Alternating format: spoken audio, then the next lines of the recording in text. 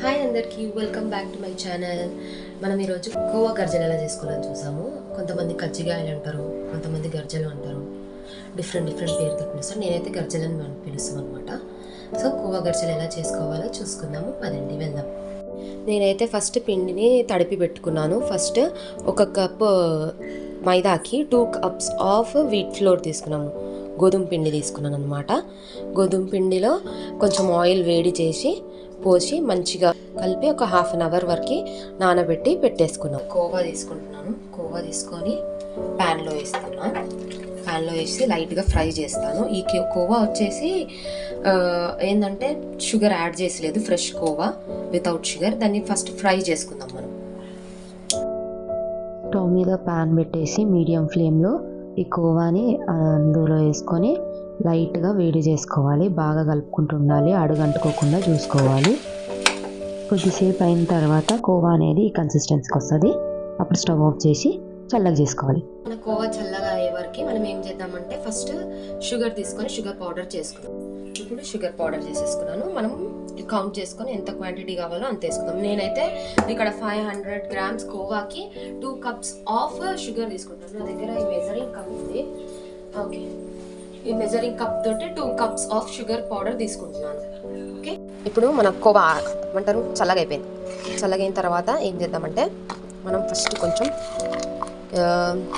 ఇది కాజు, బాదం, ఇంకా పిస్తా కట్ చేసి పీసెస్ చేసి పెట్టుకున్నా. నేను వేసుకున్నా. ఇది ఆప్షనల్, వేసుకోవాలంటే వేసుకోవచ్చు, లేదంటే లేదు, మీ టేస్ట్ అవైలబిలిటీని బట్టి చేసుకోవచ్చు. ఇందులో 2 cups ఆఫ్ షుగర్ పౌడర్ వేసుకోవాలి. షుగర్ పౌడర్ అంటే షుగర్ పౌడర్ వేసుకోవాలి. అట్లనే షుగర్ వేసుకుంటే టేస్ట్ డిఫరెన్స్ వచ్చేస్తుంది. షుగర్ స్వీట్నెస్ ఎక్కువైపోతుంది. షుగర్ పౌడర్ మెజర్మెంట్ షుగర్కి డిఫరెన్స్. దీన్ని ఇప్పుడు మనం మంచిగా కలుపుకోవాలి.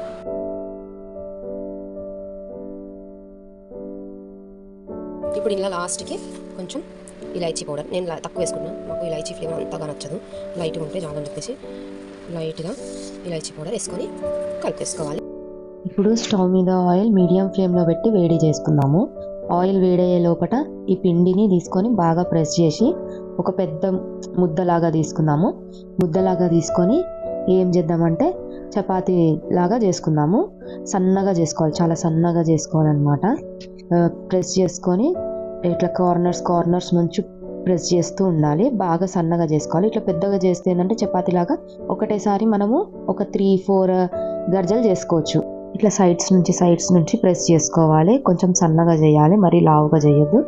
ఇలా సన్నగా వచ్చిన తర్వాత ఏం చేద్దామంటే నేను ఒక టిఫిన్ బాక్స్ తీసుకుంటున్నాను. టిఫిన్ బాక్స్ ఎడ్జెస్ ఇట్లా షార్ప్గా ఉండాలి. షార్ప్గా ఉంటే ఏంటంటే ఈజీగా కట్ అవుతుంది. దీంతో కట్ చేసుకుంటే కూడా ఏంటంటే అన్నీ ఒకటే షేప్లో వస్తాయి అన్నమాట. ఒకటి పెద్దగా ఒకటి చిన్నగా రాకుండా ఉంటుంది. ఇలా కట్ చేసుకున్న తర్వాత ఆ ఎక్స్ట్రా తీసేసేయాలి. తీసేసి పూరీస్ని ఉల్టా వేసినాం అనుకో అంటుకోకుండా ఉంటాయి చేసేటప్పుడు. ఇప్పుడు ఏం చేద్దామంటే ముందుగా రెడీ చేసి పెట్టుకున్న కోవా ఉంది కదా, ఆ కోవాని తీసుకొచ్చి కొంచెం చూసి వేసుకుందాం జాగ్రత్తగా.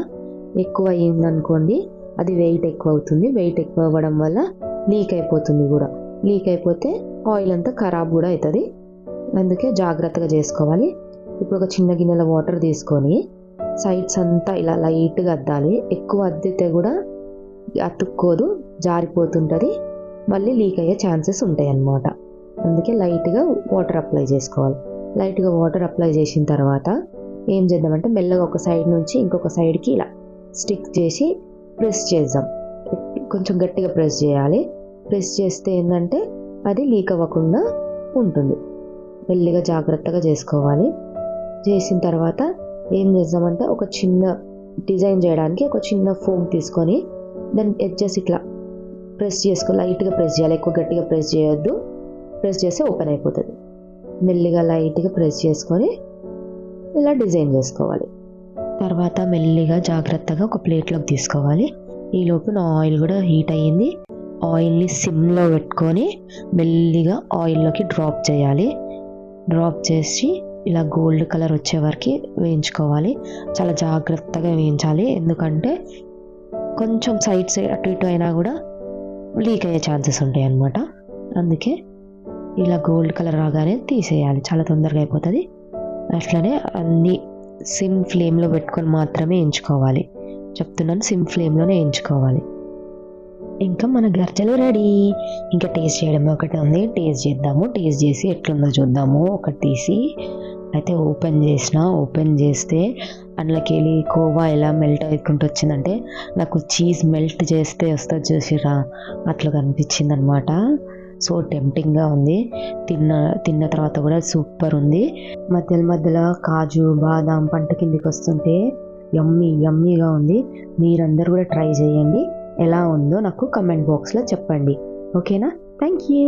మీకు కనుక నా వీడియోస్ నచ్చితే లైక్ చేయండి. అట్లనే నా ఛానల్కి వెళ్ళేసి అక్కడ సబ్స్క్రైబ్ బటన్ ఉంటుంది, సబ్స్క్రైబ్ చేసుకోండి. అట్లనే పక్కన ఉన్న బెల్ ఐకాన్ నొక్కితే నా వీడియోస్ సంబంధించిన నోటిఫికేషన్స్ అన్నీ మీకు వస్తాయి. Thank you. Bye bye.